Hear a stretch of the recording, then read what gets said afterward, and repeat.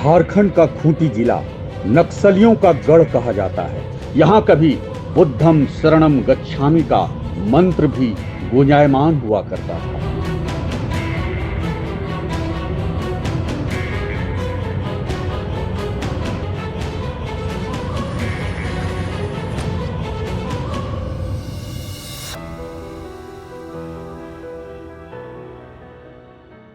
नमस्कार, आप देख रहे हैं इंडस न्यूज 24x7।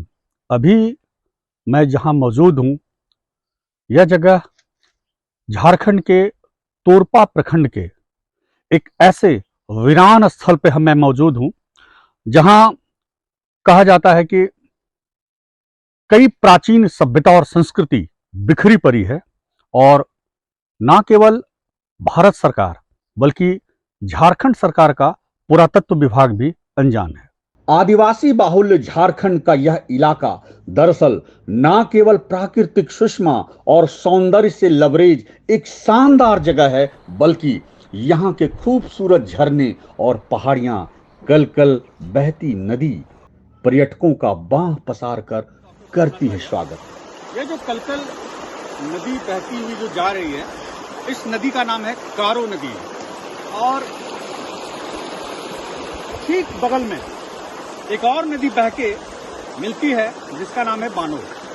बानो और कुछ लोग बनई भी कहते हैं। ये कारो और बनई नदी का ये संगम स्थल है और कारो और बनई नदी के इसी संगम स्थल पर जो प्राचीन विरासत है, जो ऐतिहासिक पुरातात्विक विरासत है, जो बौद्ध धर्म और उसकी संस्कृति से मिलता जुलता है और इतिहासकारों का मानना है कि इस पूरे इलाके में बौद्ध धर्म और उसकी संस्कृति कभी पुष्पित और पल्लवित हुई थी। इस पूरे इलाके में कभी नक्सलियों का यह पूरा इलाका गढ़ था, जहां नक्सलियों की गोलियों की गूंज सुनाई देती थी, सीआरपीएफ की छापेमारी होती थी। उसी इलाके में आज हम मौजूद हैं। यह इलाका है खूंटी का तोरपा प्रखंड और इस पूरे इलाके में यह जो बियावान जंगल देख रहे हैं, तो इसके ठीक पीछे ऊंची पहाड़ियों से गुजरती हुई यह नदी निकलती है और आज हम जिस प्राचीन बौद्ध सभ्यता की तलाश में, पड़ताल में निकले हैं, वह इन्हीं नदियों के किनारे से होकर के गुजरती है। इन्हीं नदियों की कलकल धारा का पीछा करते हुए जंगल और झाड़ियों के बीच हम उस स्थल पर पहुंचेंगे और जानेंगे कैसी है हमारी प्राचीन बौद्ध धर्म से जुड़ी सभ्यता और संस्कृति। कहते हैं कि नदियों के किनारे ही प्राचीन सभ्यता और संस्कृति विकसित हुई थी। वह प्राचीन सभ्यता संस्कृति काल के ग्रास में कैसे जमींदोज हो गई, मिट्टी पलीत हो गई, इसकी कहानियों से कभी पर्दा नहीं उठा। कैसी थी वो कहानी, कैसा था वो दिलचस्प वाकया जो रूह को कपा देती होगी जब बौद्ध धर्म से जुड़ी सभ्यता संस्कृति को विनष्ट किया गया होगा। और झारखंड की यह जो नदी है, इसके पानी को आप समझ सकते हैं कि कितना साफ और स्वच्छ है। जहां एक और भारत सरकार के तमाम कार्यक्रमों जिसमें नदियों को साफ किए जाने की बात लगातार कही जा रही है, खासतौर पर गंगा को साफ कराने के लिए नमामि गंगा योजना प्रोजेक्ट चला गया है। वहीं आज भी झारखंड के नदियों के इस पानी, स्वच्छ पानी को देख करके इसे लगभग अभी किसी प्रोजेक्ट की जरूरत नहीं है। प्रकृति के द्वारा बहती हुई इन नदियों के पानी से आप इनके कलकल जो स्वर है, इससे आप सुन सकते हैं, समझ सकते हैं। इस स्पंदन से झारखंड की कला, संस्कृति और विरासत को बखूबी समझ सकते हैं।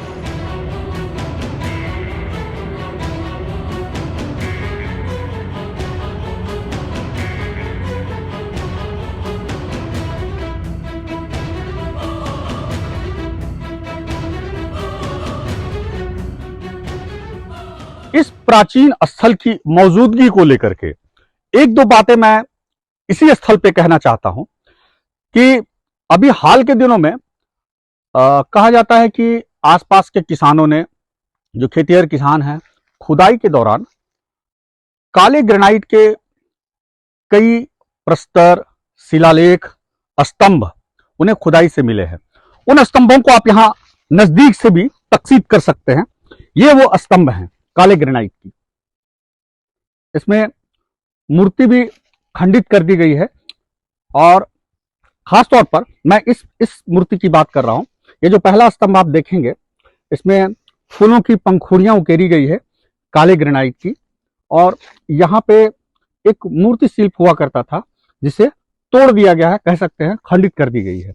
इस तरह के कई जो आकृति है, खासतौर पर इस आकृति को भी आप समझने की कोशिश करें कि ऐसी आकृति जिस शिला पर उकेरी गई है, इसका ऐतिहासिक महत्व क्या रहा होगा। और अब आप दूसरे अन्य स्तंभों की बात करें तो आप देखेंगे यह जो स्तंभ है, इसका जो सबसे निचला हिस्सा है, इस निचले हिस्से में भी इसी तरह की एक खास जो है मूर्ति जो है बनाई गई है। इस मूर्ति की खासियत क्या है कि आप इनके कान बड़े बड़े हैं और यह आकृति जो है लंबवत है, अर्थात सीधा है। इसका जो बायां हिस्सा है, इससे इसकी पहचान हो सकती थी, लेकिन इसका जो दाहिना हिस्सा है, यहां से भी इसकी पहचान की जा सकती थी, लेकिन इसे जिस तरह से खंडित किया गया है, मानो एकमात्र उद्देश्य रहा हो कि इन मूर्तियों की पहचान जो है भविष्य में कभी ना हो। ऐसी ही मूर्ति आप यहां देख सकते हैं। तकरीबन यह जो प्रस्तर है, ये शिला का हिस्सा है, 3 से 4 फुट की है। और ऐसे कई शिलालेख इस गांव में मौजूद हैं, और खुदाई के दौरान इस तरह के काले ग्रेनाइट की जो प्रस्तर हैं, शिला है जिसपे मूर्तियां उकेरी गई है, ये यहाँ पे काफी संख्या में मौजूद है, जो आज भी जमीन के नीचे जमींदोज है। खूंटी जिले का जो कल्याण विभाग है, इस पूरी मूर्तियों को लेकर काले ग्रेनाइट का जो ये शिला की जो बरामदगी हुई है, उसको लेकर के सक्रिय भी हुआ है। कुछ स्थानीय इतिहासकारों का मानना है कि इसका सीधा संबंध बौद्ध धर्म से रहा है। और यह जो पूरा, जब ये बिहार झारखंड एकीकृत हुआ करता था, अर्थात ये बिहार का हिस्सा रहा था, तो बौद्ध धर्म का जो आगमन हुआ था और उसका जो प्रचार प्रसार और विस्तार हुआ था, उसकी यह झलक और वानगी यहां भी देखने को मिलती है। पक्के तौर पे कहा नहीं जा सकता, यह जांच का विषय है, यह पुरातात्विक अनुसंधान का विषय है, लेकिन इस पूरे इलाके में जो संस्कृतियां बिखरी पड़ी है, ना केवल झारखंड राज्य बल्कि यह देश की एक अनमोल विरासत है। आप इस पूरे इलाके को समझने की कोशिश कीजिए। और इसी तरह से यह जो इलाका है, इस पूरे इलाके में आपको ये भी कुछ शैव संप्रदाय के लोगों का मानना है कि यह भगवान शिव का कभी कोई मंदिर रहा होगा।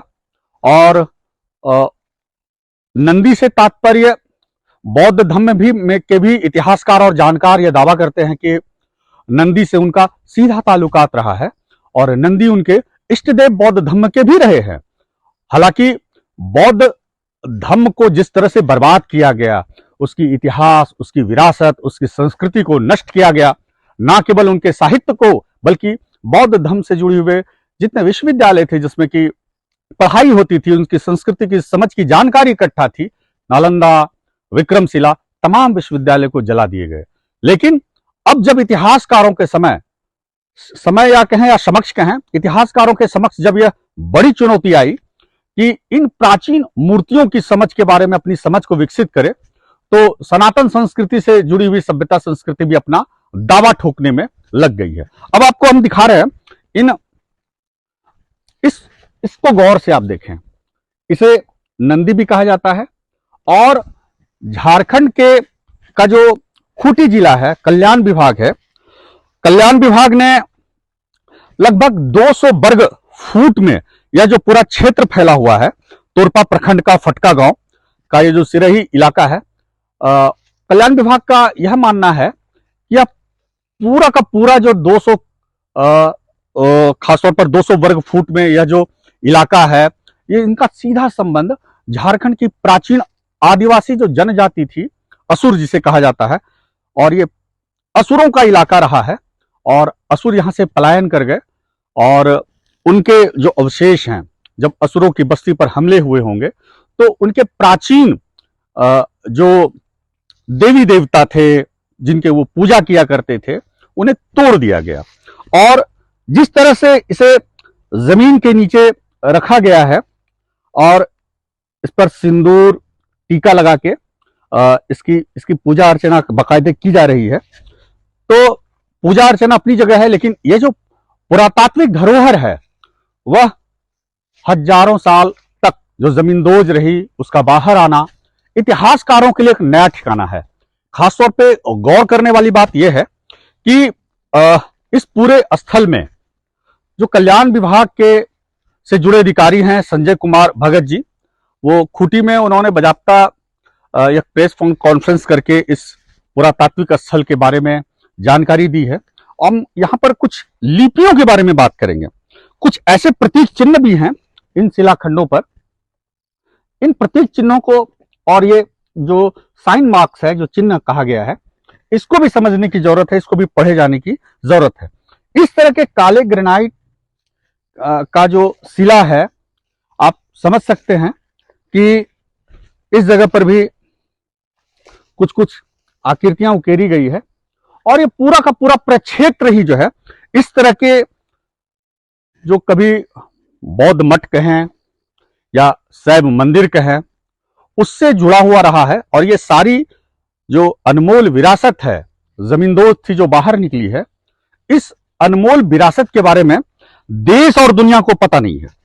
अब सरकार और जिला प्रशासन इस मामले में अगर त्वरित कार्रवाई करते हुए इन पुरातात्विक स्थल के संरक्षण को लेकर के काम करती है तो स्थानीय लोगों का यह मानना है कि यह पूरा क्षेत्र जहां अभी निनांत तौर पर खुदाई की आवश्यकता है, एक बड़ी सभ्यता और संस्कृति जो जमींदोज है वो बाहर निकलेगी और देश और दुनिया को नई जानकारी हासिल होगी।